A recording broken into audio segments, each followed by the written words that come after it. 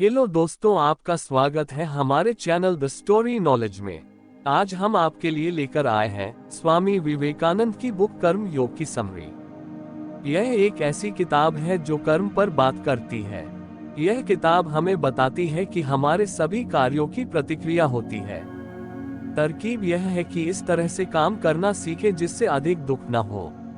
इस तरकीब को सीखने के लिए वीडियो को पूरा देखें। कर्म के बारे में आज हम उस महान ज्ञान पुरुष, महान आत्मा और युवाओं के इंस्पिरेशन के विचारों के बारे में बात करने जा रहे हैं। तो चलिए शुरू करते हैं। हम कौन हैं? उसके लिए हम उत्तरदायी हैं। हम जो भी बनना चाहें, वो बनने की शक्ति हम में है। अगर हमारा आज का रूप हमारे पहले के कामों का परिणाम है, तो निश्चित रूप से ही अपने आज के कामों द्वारा हम अपना आने वाला कल भी बना सकते हैं। इसलिए हमें कर्म करना सीखना चाहिए। कर्मयोग क्या है? कर्मयोग को अक्सर कारण और प्रभाव का योग या बोने और काटने का योग कहा जाता है, लेकिन यह वास्तव में काम का योग है।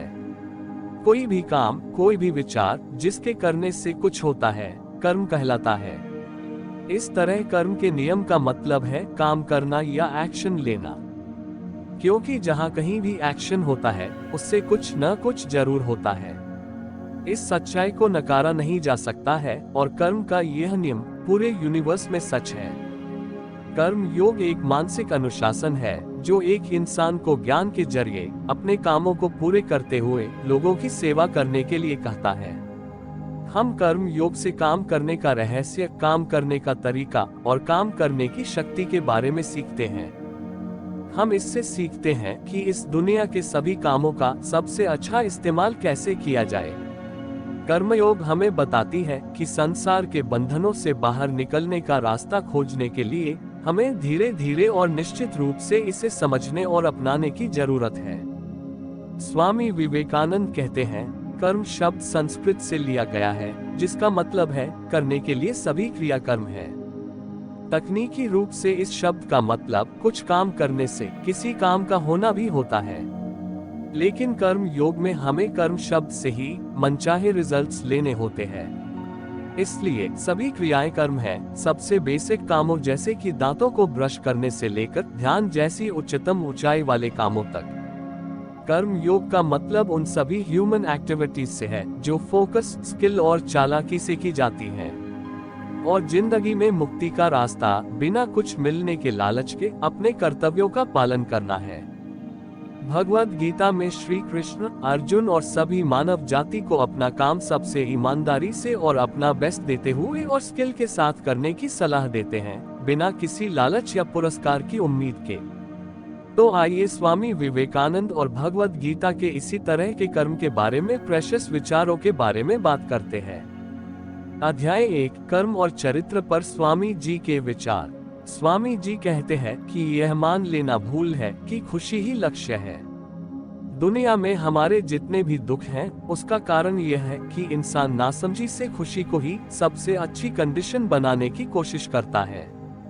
लेकिन एक समय के बाद वो पाता है कि यह खुशी नहीं है, बल्कि ज्ञान है जिसकी तरफ वह जा रहा है और जिससे उसे सच में खुशी मिलती है। और यह कि सुख और दर्द दोनों महान शिक्षक हैं और वह बुराई से उतना ही सीखता है जितना कि सच्चाई से। जैसे जैसे सुख और दुख उसकी जिंदगी के सामने से गुजरते हैं, वे उस पर अलग अलग छाप छोड़ते हैं, और इन सारे छापों का रिजल्ट वह होता है जिसे इंसान का चरित्र कहा जाता है। अगर आप किसी भी इंसान के चरित्र को देखते हैं तो वह वास्तव में अलग अलग चीजों का जोड़ होता है। उसके दिमाग या सोचने के तरीके का योग है। आप पाएंगे कि उसके चरित्र को बनाने में दुख और खुशी दोनों जरूरी रोल प्ले करते हैं। स्वामी जी कहते हैं कि चरित्र को बनाने में अच्छाई और बुराई का बराबर हिस्सा होता है, और कुछ मामलों में दुख खुशी से बड़ा शिक्षक होता है। दुनिया ने जिन लोगों ने महान चरित्रों को बनाया है, उनके बारे में जानते समय ज्यादातर मामलों में यह पाया जाएगा कि यह दुख था जिसने उन्हें खुशी से ज्यादा सिखाया। यह गरीबी थी जिसने उन्हें पैसों से ज्यादा सिखाया। अब यहाँ पर फिर ये बात कि यह ज्ञान इंसान के अंदर ही है। कोई ज्ञान बाहर से नहीं आता, यह सब अंदर है। जो कुछ भी कोई इंसान इनोवेशन करता है वो पहले से ही मौजूद है।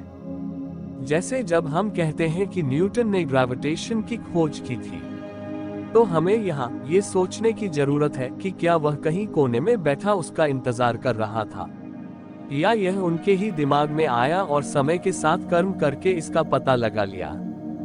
संसार को अब तक जो भी ज्ञान प्राप्त हुआ है वह सब मन से आता है। यूनिवर्स की कभी न खत्म होने वाली लाइब्रेरी आपके दिमाग में ही है। बाहरी दुनिया सिर्फ सुझाव, अवसर है जो आपको अपने मन के बारे में जानने के लिए प्रेरित करती है। लेकिन आपके सीखने का पर्पस हमेशा आपके अपने मन के बारे में ज्यादा से ज्यादा जानना होता है, और ऐसा होना भी चाहिए।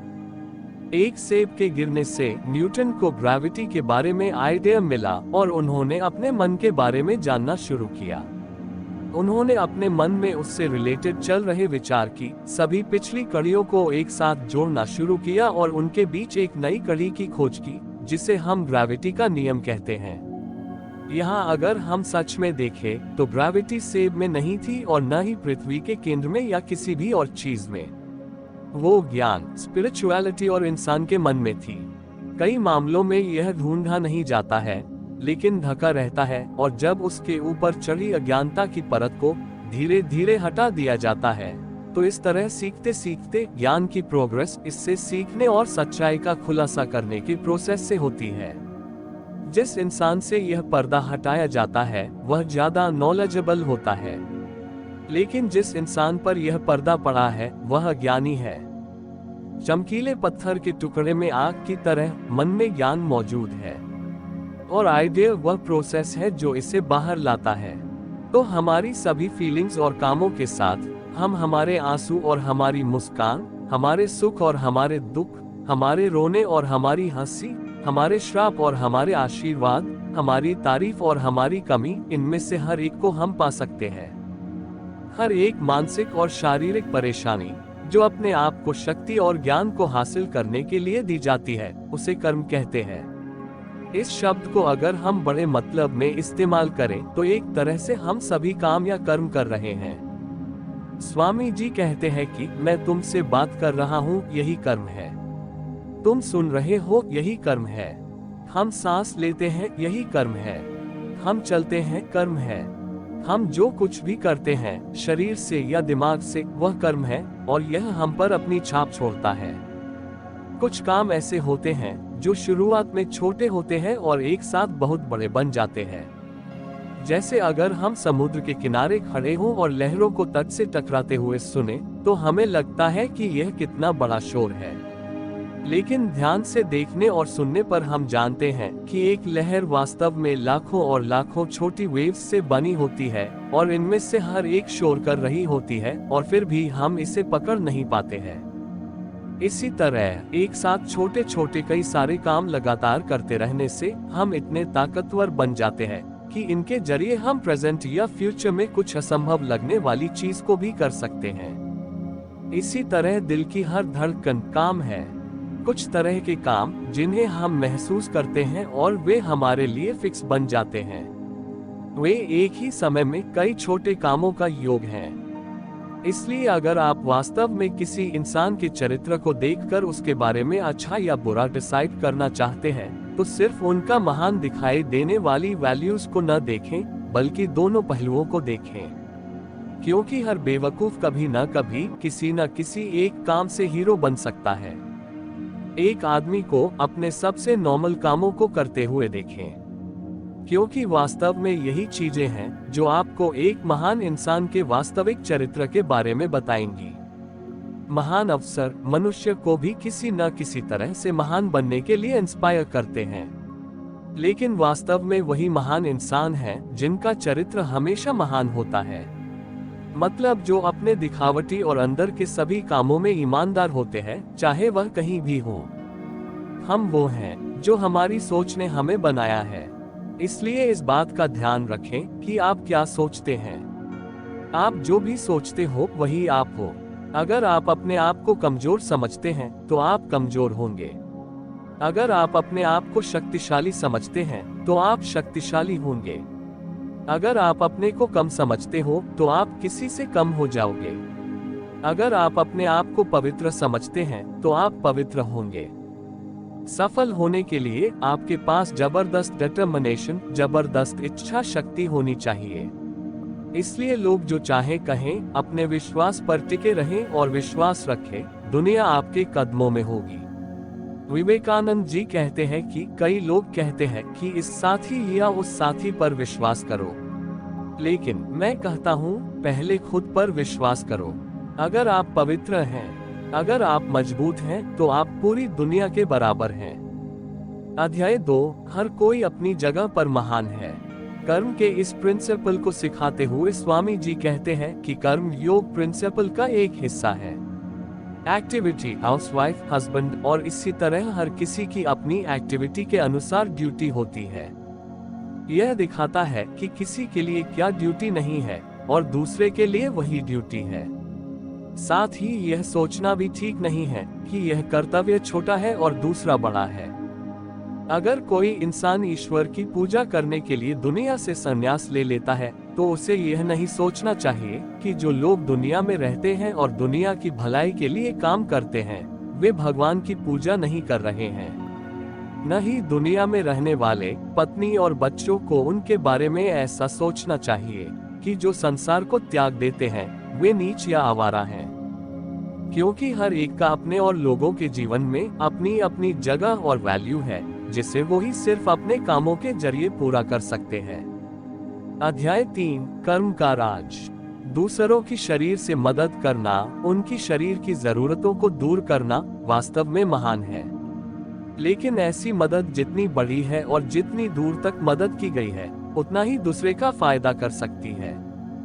अगर 1 घंटे के लिए किसी की कमी को दूर किया जा सकता है, तो यह वास्तव में उसकी मदद है। लेकिन अगर ऐसी सिचुएशन में उसकी जरूरत को 1 साल के लिए दूर की जा सकती है, तो यह उसके लिए ज्यादा सहायक होगा। लेकिन अगर किसी तरीके से उसकी इच्छाएं हमेशा के लिए दूर की जा सकती हैं, तो यह डेफिनेटली सबसे बड़ी मदद है जो उसे दी जा सकती है। और स्पिरिचुअल ज्ञान ही एकमात्र ऐसी चीज है जो हमारे दुखों को हमेशा के लिए खत्म कर सकता है। कोई दूसरा ज्ञान सिर्फ कुछ समय के लिए ही जरूरतों को पूरा करता है। आत्मा के ज्ञान से ही जिंदगी में हमेशा कुछ न कुछ कमी होने की परेशानी या नेगेटिव शक्ति हमेशा के लिए नष्ट हो जाती है। इसलिए इंसान को स्पिरिचुअल तरीके से मदद करना सबसे बड़ी मदद है जो उसे दी जा सकती है। वह जो लोगों को स्पिरिचुअल ज्ञान देता है, वह मानव जाति का सबसे बड़ा फायदा पहुंचने वाला है। और इस तरह हम हमेशा पाते हैं कि वे सबसे शक्तिशाली लोग थे और हैं जिन्होंने लोगों को उनकी स्पिरिचुअल जरूरतों में मदद की, क्योंकि स्पिरिचुअल जीवन ही हमारी सभी एक्टिविटीज का सच्चा बेस है। एक स्पिरिचुअल रूप से मजबूत और स्वस्थ इंसान, अगर वह चाहे तो हर मामले में मजबूत होगा। जब तक इंसान में स्पिरिचुअल शक्ति नहीं होगी, तब तक शारीरिक जरूरतें भी पूरी नहीं हो सकती। स्पिरिचुअल के पहले मानसिक सहायता आती है। ज्ञान का गिफ्ट भोजन और कपड़ों की तुलना में कहीं अच्छा और उम्दा गिफ्ट है। यह इंसान को जीवन देने से भी बढ़कर है, क्योंकि इंसान का वास्तविक जीवन ज्ञान से ही है। अज्ञान ही मृत्यु है, ज्ञान ही जीवन है। जीवन बहुत कम मूल्य का है अगर यह अज्ञानता के अंधेरे में जीवन है। अगला स्टेज आता है एक आदमी की ग्रेसफुली मदद करना। इसलिए दूसरों की मदद करने के सवाल पर सोचते हुए हमें हमेशा यह सोचने की गलती नहीं करनी चाहिए कि शारीरिक मदद ही एकमात्र मदद है जो दी जा सकती है। यह न सिर्फ अंतिम है बल्कि सबसे छोटी भी है, क्योंकि यह किसी की जिंदगी में परमानेंट सैटिस्फैक्शन नहीं ला सकता है। किसी का दुख तभी समाप्त हो सकता है जब वो सभी चाहतों से संतुष्ट हो जाए। तब भूख उसे दुखी न करेगी, कोई संकट, कोई दुख उसे हिला नहीं पाएगा। तो वो सहायता जो हमें स्पिरिचुअल रूप से मजबूत बनाती है, वो सबसे ऊंची है। उसके बाद मानसिक सहायता आती है और उसके बाद शारीरिक सहायता आती है। अध्याय 4, कर्तव्य क्या है। कर्म योग के बारे में पढ़ते समय यह जानना जरूरी है कि कर्तव्य क्या है। अगर मुझे कुछ करना है तो पहले मुझे पता होना चाहिए कि यह मेरा कर्तव्य है और फिर ही मैं इसे कर सकता हूँ। अलग अलग देशों में फिर से कर्तव्य का विचार अलग है। मुसलमान कहते हैं कि उनकी किताब कुरान में जो लिखा है वह उनका कर्तव्य है। हिंदू कहते हैं कि वेद में जो है वो उनका कर्तव्य है, और ईसाई कहते हैं कि बाइबल में जो है वो उनका कर्तव्य है। इस तरह हम पाते हैं कि कर्तव्य के बारे में अलग अलग सोच है। जीवन में अलग अलग सिचुएशंस, अलग अलग ऐतिहासिक कामों और अलग अलग राष्ट्रों के अनुसार यह अलग अलग है। शब्द कर्तव्य हर दूसरे सभी के लिए सच और एक शब्दों की तरह साफ तरीके से डिफाइन करना असंभव है। हम इसके प्रैक्टिकल ऑपरेशंस और परिणामों को जानकर ही इसका अंदाजा लगा सकते हैं। जब कुछ चीजें हमारे सामने होती हैं, तो हमारे पास उनके लिए एक फिक्स्ड तरीके से काम करने के लिए एक नेचुरल या सीखा हुआ तरीका होता है। जब यह तरीका आता है, मन उस सिचुएशन के बारे में सोचने लगता है। कभी कभी यह सोचता है कि दी गई शर्तों के तहत एक विशेष तरीके से कार्य करना अच्छा है। कभी कभी यह सोचता है कि समान सिचुएशंस में भी एक ही तरीके से कार्य करना गलत है। पिछली शताब्दी में भारत में लुटेरों के कुख्यात गिरोह थे जिन्हें ठग कहा जाता था। उन्होंने इसे अपना कर्तव्य समझा। किसी इंसान को मार डालने के लिए जो वे कर सकते थे उन्होंने किया और उनका धन छीन लिया। जितने ज्यादा लोगों को उन्होंने मार डाला, वे उसे उतना ही बेहतर सोचते थे। नॉर्मली अगर कोई इंसान सड़क पर जाता है और किसी दूसरे इंसान को गोली मार देता है, तो वह यह सोचकर इंसल्टेड हो सकता है कि उसने गलत किया है। लेकिन अगर वही आदमी अपनी रेजिमेंट में एक सैनिक के रूप में एक नहीं बल्कि 20 को मारता है, तो वह डेफिनेटली खुश होगा और सोचेगा कि उसने अपना कर्तव्य का पालन बहुत अच्छी तरह से किया है। इसलिए हम देखते हैं कि यह सिर्फ किया गया काम नहीं है जो एक कर्तव्य को डिफाइन करता है। इस तरह कर्तव्य की फिक्स परिभाषा देना पूरी तरह इम्पॉसिबल है। कोई भी काम जो हमें ईश्वर की ओर ले जाता है वह एक अच्छा काम है और यह हमारा कर्तव्य है। कोई भी काम जो हमें नीचे की ओर ले जाता है वह बुरा है और हमारा कर्तव्य नहीं है। इंडिविजुअल नजरिए से हम देख सकते हैं कि कुछ कामों में हमें ऊंचा और इज्जतदार करने की ताकत होती है, जबकि कुछ दूसरे कामों में हमें नीचा दिखाने और हमारे साथ बुरा करने का ट्रेंड होता है। हालांकि कर्तव्य का केवल एक ही विचार है जिसे सभी मानव जाति, सभी युगों और धर्मों और देशों द्वारा सच्चाई की तरह माना है, और जिसे संस्कृत में इस तरह बताया गया है: किसी भी प्राणी को चोट न पहुंचाना पुण्य है, किसी भी प्राणी को चोट पहुंचाना पाप है। अध्याय 5, हम अपनी मदद करते हैं, दुनिया की नहीं। दूसरों के लिए हमारे कर्तव्य का मतलब है दूसरों की मदद करना, दुनिया का भला करना। लेकिन हमें दुनिया का भला क्यों करना चाहिए? जाहिर तौर पर दुनिया की मदद करने के लिए, लेकिन वास्तव में खुद की मदद करने के लिए। हमें हमेशा दुनिया की मदद करने की कोशिश करनी चाहिए। यही हमारा सबसे बड़ा मकसद होना चाहिए। लेकिन अगर हम अच्छी तरह से सोचें तो हम पाते हैं कि दुनिया को हमारी मदद की बिल्कुल भी जरूरत नहीं है। यह दुनिया इसलिए नहीं बनी है कि आप या मैं आकर इसकी मदद करें। हमें अच्छा करना चाहिए क्योंकि अच्छा करने की इच्छा हमारे पास सबसे बड़ी प्रेरक शक्ति है। अगर हम हर समय ये जानते हैं कि दूसरों की मदद करना भगवान की तरफ से दिया गया हमें एक स्पेशल राइट है, इसलिए किसी ऊंची जगह पर खड़े होकर 5 रुपए अपने हाथ में लेकर यह मत कहो कि ये लो गरीब आदमी, बल्कि आभारी रहो कि वो गरीब आदमी है ताकि उसे गिफ्ट देकर आप अपनी मदद कर सकें, क्योंकि वो लेने वाला नहीं है जो धन्य है, बल्कि देने वाला है। इसलिए आभारी रहें कि आपको दुनिया में लोगों की भलाई करने और दया की शक्ति का इस्तेमाल करने की ताकत और परमिशन दी गई है, और इस तरह से सोचने और काम करने पर आप पवित्र और परिपूर्ण यानी सभी इच्छाओं को पूरा कर लेने वाले इंसान बन सकते हैं। यही एकमात्र तरीका है जिससे हम परिपूर्ण बन सकते हैं। कोई भी भिखारी जिसकी हमने मदद की है उसका हम पर 1% भी बकाया नहीं है, बल्कि हम सब कुछ उसी के कर्जदार हैं, क्योंकि उसने हमें अपने ऊपर अपना दान करने की परमिशन दी है।